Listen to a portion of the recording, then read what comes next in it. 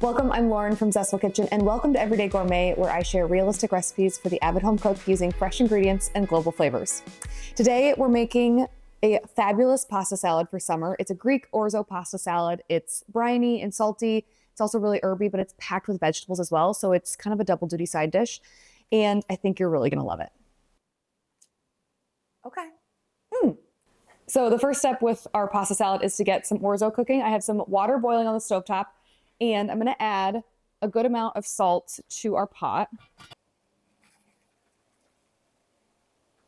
Okay, we'll add the Orzo. Or let that cook according to directions, which I don't know how long that would be. Okay, this is gonna cook for 7 minutes. Okay, we're gonna set a timer, and then we're gonna make the very easy dressing. It's a briny, salty dressing. The salad itself has some briny ingredients in it that we'll also use some olive brine. But we're gonna start with my little soldiers over here for my dressing. So we're gonna have a little bit more vinegar than olive oil, so it's not a classic 1-to-1 vinaigrette. I'm using my little Bon Mama jar to measure. These little cute things from the advent calendar are 2 tablespoons, so it makes measuring liquids quite easy. So I need 5 tablespoons of red wine vinegar. So I'm just gonna fill this up 2.5 times. Put that in. Okay, and then we're gonna do 1/4 cup of extra virgin olive oil. You want a really bold, spicy olive oil. And then we're gonna chop up some fresh oregano. You can also use dried oregano if you want. We need a tablespoon of fresh, or you can use 1.5 teaspoons of dried. Oh, it smells so good. That's probably good. And I'm just gonna mince this up. So all of that is gonna go in. And then we need 2 teaspoons each of honey. Let's hope we have enough. And some Dijon. If you do not want to use honey, you can also use just white sugar. Or you could use maple syrup. There we go. Okay, now we're gonna put in some Dijon mustard.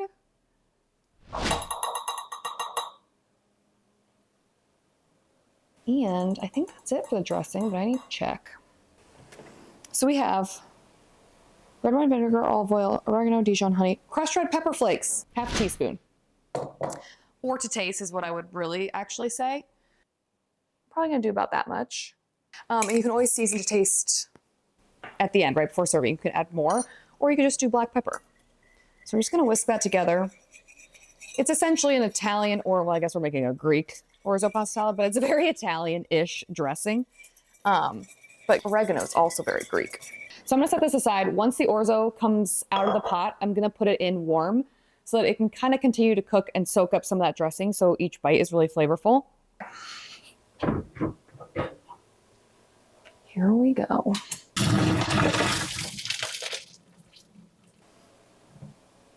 All right, now we're I don't know which one to talk to. So I'm gonna take my hot drained Orzo and put it right in here. Oops.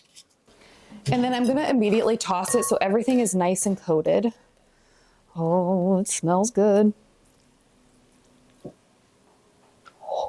Now we're just gonna prep everything else that goes into the salad. We're gonna add everything and we're done. It's very easy, it's a pasta salad. We need 2 cups of spinach or arugula, some kind of tender green. I like arugula because it's really peppery, and I have some really beautiful wild arugula.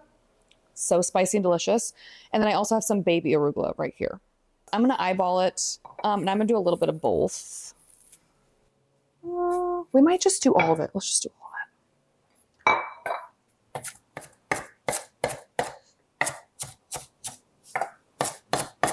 Oh, you can smell how peppery it is. So good. Okay, so then we're gonna dice up a cucumber, and I'm using an English cucumber because it's nearly seedless, tiny, tiny seeds and a really thin skin. Okay.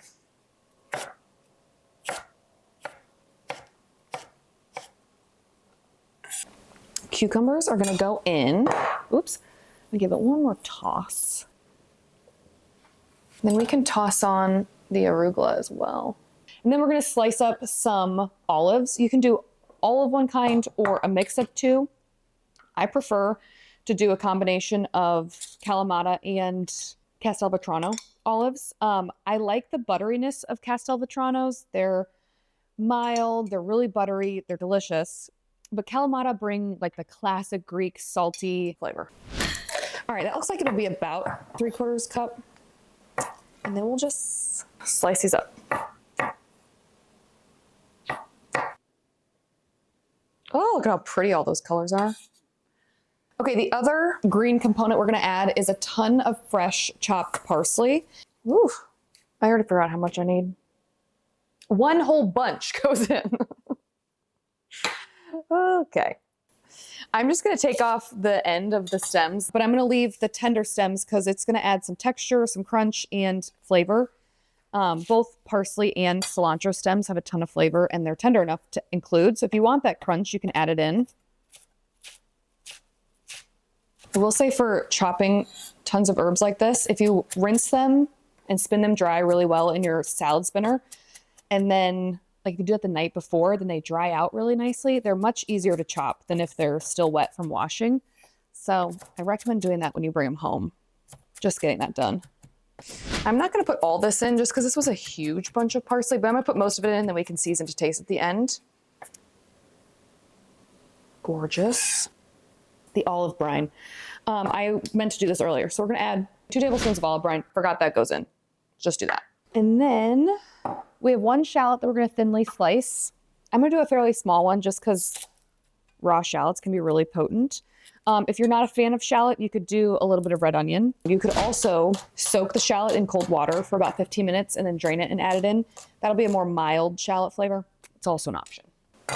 All right, I'm gonna separate them out just so you don't get a huge chunk of shallot. Nobody wants that.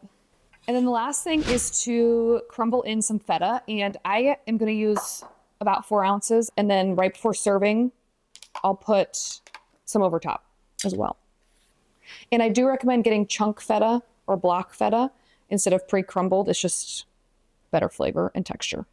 As you can tell, we have not seasoned this with salt at all. We didn't put any salt in the dressing, but we're adding a ton of salt in the form of feta and olives, olive brine. I would wait to season it with salt until everything is combined, and then you can add some more. And look at how green it is. It's so pretty. But that is why I like to use a combination of Kalamata and green olives, because I think the pop of purple from the Kalamata is really pretty, but I like the flavor of Castelvetrano. So you could also use manzanilla olives. You could use pimento stuffed olives, jalapeno stuffed olives. Anything really works in this. I am going to finish with a little bit of red pepper flakes because I feel like it needs a little more spice. And it's good for people to know it's in there. So, okay, let's dig in. Mm. Mm. Parsley all up in there. It's a pasta salad that still feels really fresh and light for summer. Doesn't feel heavy. It's almost like there's a salad that Orzo's in instead of it being a pasta salad. It's delish. Make it. This would pair wonderfully with any kind of grilled protein, fish, chicken. It would be delicious with grilled brats as well. It's the perfect summer side dish, and let me know if you make it. Everything is linked below, all the info, everything you need to know to find it. And I hope you meet me back here next week for another everyday gourmet recipe. Okay. I got to turn the AC on. I'm getting hot. Ooh. Okay. Yum.